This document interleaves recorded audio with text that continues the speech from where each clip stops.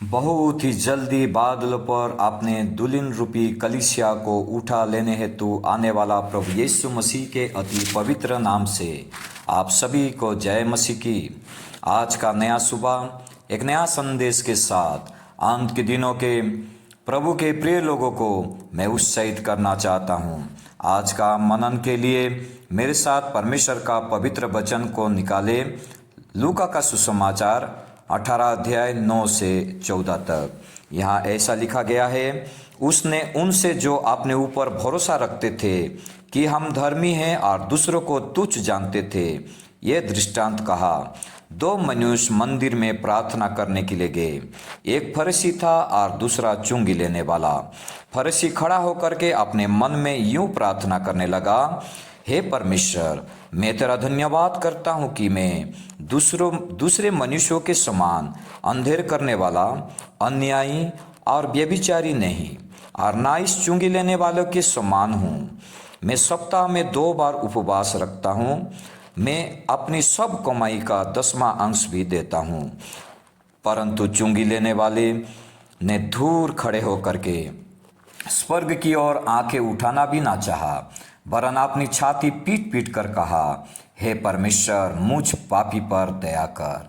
मैं तुमसे कहता हूँ कि वो दूसरा नहीं परंतु यही मनुष्य धर्मी ठहराया जाकर अपने घर गया।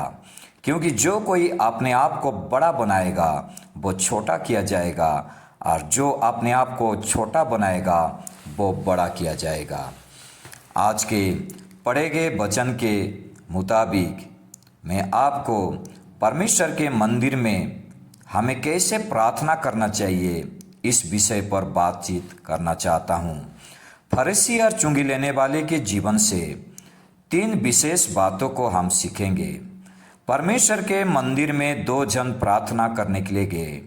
इनमें से एक फरीसी और दूसरा चुंगी लेने वाला व्यक्ति था। आज परमेश्वर के मंदिर में, चर्च में, आराधनालय में 2 प्रकार के लोग प्रार्थना करने को जाते हैं। इनमें से एक तो फरीसी के जैसे स्वभाव के लोग और दूसरा चुंगी लेने वाले जैसे प्रार्थना किया उसी प्रकार के लोग होते हैं।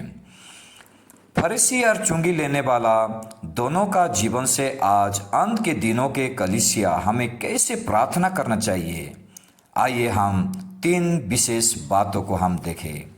पहली बात, फरीसी के प्रार्थना में बड़बड़ाहट था, परंतु चुंगी लेने वाले का प्रार्थना में गिड़गिड़ाहट था। परमेश्वर के भवन में हम इसीलिए जाते हैं कि हम परमेश्वर से प्रार्थना करें और अपने परमेश्वर से सुने। परंतु फरीसी मंदिर में क्या कर रहा था? वो ना तो प्रार्थना कर रहा है और ना ही वो परमेश्वर से सुन रहा है। वो तो परमेश्वर को ही सुना रहा था, अपनी धार्मिकता के बारे में उसे बता रहा था। चुंगी लेने वाला से खुद को वो तुलना कर रहा था। आज वर्तमान कलीसिया की स्थिति क्या है?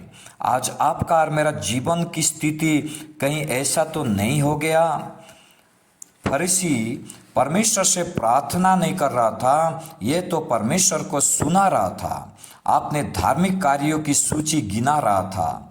हे परमेश्वर, मैं तेरा धन्यवाद करता हूँ कि मैं दूसरे मनुष्य के समान अंधेर करने वाला, अन्यायी और व्यभिचारी नहीं, और ना इस चुंगी लेने वाले के समान हूँ। मैं सप्ताह में 2 बार उपवास रखता हूँ। मैं अपनी सब कमाई का 10वां अंश भी देता हूँ। इसका ध्यान प्रार्थना में नहीं पर तुलनात्मक अध्ययन में लगा हुआ है।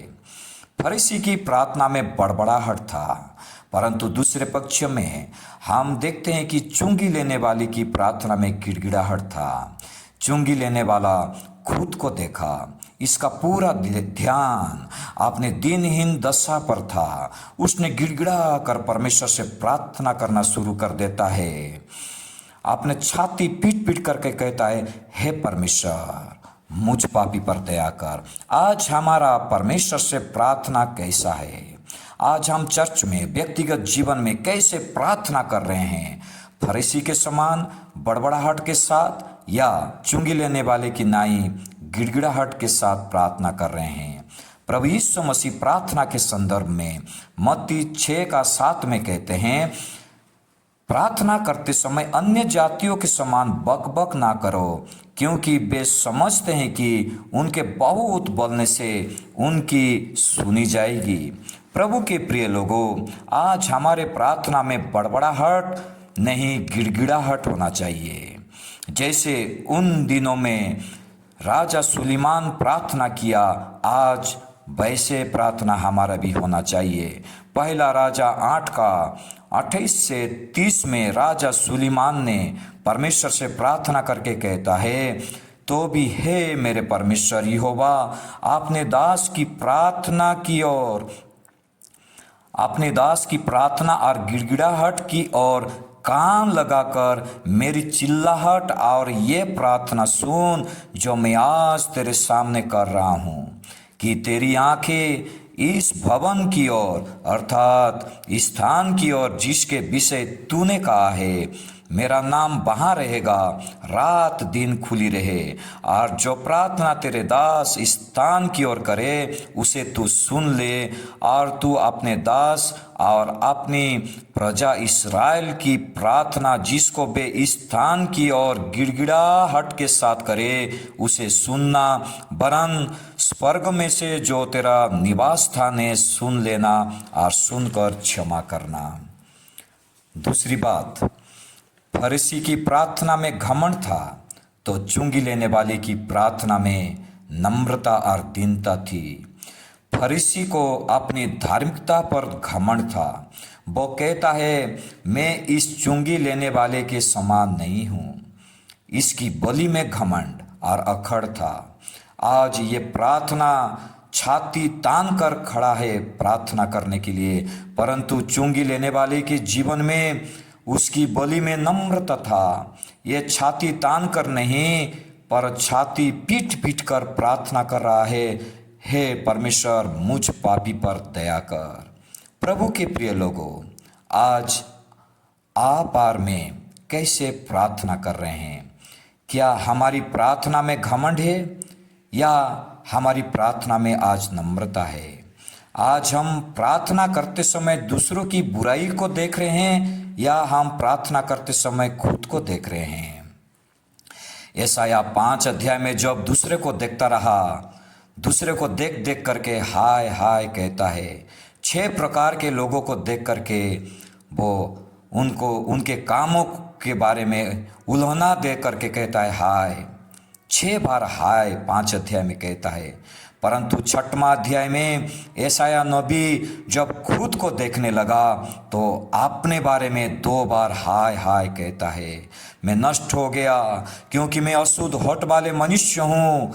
यशायाह जब खुद को देखा तो उसने अपने अशुद्ध जीवन के लिए रो पड़ा और परमेश्वर की दया पाने के लिए पुकार उठता है। तब परमेश्वर उसे उसकी अशुद्धता से शुद्ध करके अपने बड़े काम के लिए इस्तेमाल करने लगते हैं।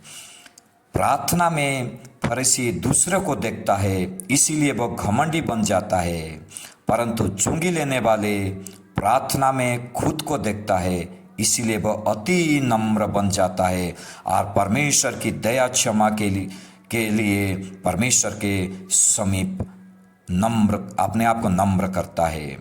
भजन संहिता 66:18 में प्रभु का वचन कहता है, यदि मैं मन में अनर्थ की बात सोचता तो प्रभु मेरी ना सुनता। प्रभु घमंडियों का प्रार्थना नहीं सुनते हैं। प्रभु उनका भी प्रार्थना नहीं सुनते जिनके जीवन अशुद्धता से भरा हुआ रहता है।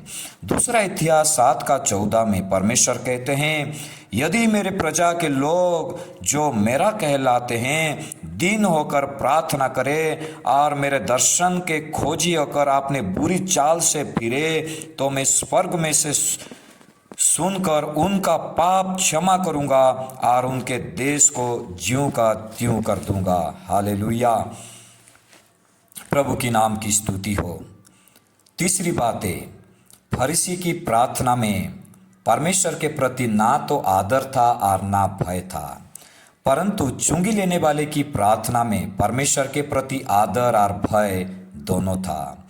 फरीसी की प्रार्थना में धर्मी होने का अंगीकार था, परंतु चुंगी लेने वाले की प्रार्थना में पापी होने का अंगीकार था। फरीसी धन का लालची था, परंतु चुंगी लेने वाला काले धंधों को छोड़ करके प्रभु से क्षमा पाना चाहता था। फरीसी की प्रार्थना में कहीं भी परमेश्वर का आदर दिखाई नहीं देता है, परंतु केवल और केवल वो खुद दिखाई देना चाहता था। फरीसी दया, न्याय, प्रेम और विश्वास के जीवन से दूर था, लेकिन चुंगी लेने वाला परमेश्वर को आदर किया, परमेश्वर का भय माना। इस कारण उसने परमेश्वर से दया की याचना की। चुंगी लेने वाले दया, न्याय, प्रेम और विश्वास के जीवन को पाना चाहता था। फरीसी की प्रार्थना उसे पाखंडी और अधर्मी ठहरा देता है, लेकिन चुंगी लेने वाले की प्रार्थना उसे धर्मी ठहराता है। प्रभु के प्रिय लोगों, आज जबकि आप आर में अंत के समय में जी रहे हैं, आज हमारा प्रार्थना कैसा है? आज हमारे प्रार्थना में क्या परमेश्वर के प्रति आदर है? आज हमारे प्रार्थना में क्या परमेश्वर का भय है? क्या आज हम अपने धार्मिकता के जीवन पर घमंड तो नहीं कर रहे हैं? फरीसी मंदिर के वेदी के पास खड़ा था, परंतु चुंगी लेने वाला बहुत ही दूर खड़ा था। लेकिन प्रभु यीशु मसीह कहते हैं लूका 18:14 में, मैं तुमसे कहता हूं कि वो दूसरा नहीं परंतु यही मनुष्य धर्मी ठहराया जाकर अपने घर चला गया।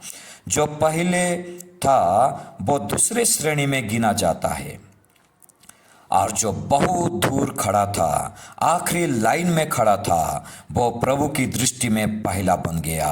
प्रभु यीशु मसीह कहते हैं वो दूसरा नहीं परंतु यही चुंगी लेने वाला मनुष्य, परंतु यही मनुष्य धर्मी ठहराया जाकर अपने घर चला गया। प्रभु के प्रिय लोगों, जो प्रभु को आदर करते हैं, प्रभु भी उनका आदर करते हैं। आज आइए अंत के दिनों में हमारे जीवन को, हमारे प्रार्थना को हम मूल्यांकन करें। हम चुंगी लेने वाले के समान गिड़गिड़ा करके प्रभु से प्रार्थना करने वाले बन जाए। हम दीनता और नम्रता के साथ प्रार्थना करने वाले बन जाए। तीसरी बात, हमारे प्रार्थना में परमेश्वर को आदर दे, हमारे प्रार्थना में परमेश्वर का भय हो। परमेश्वर हम सब को आज के वचन के द्वारा बहुतायत की आशीष देवे। आमीन। प्रभु आप सबों के साथ रहे।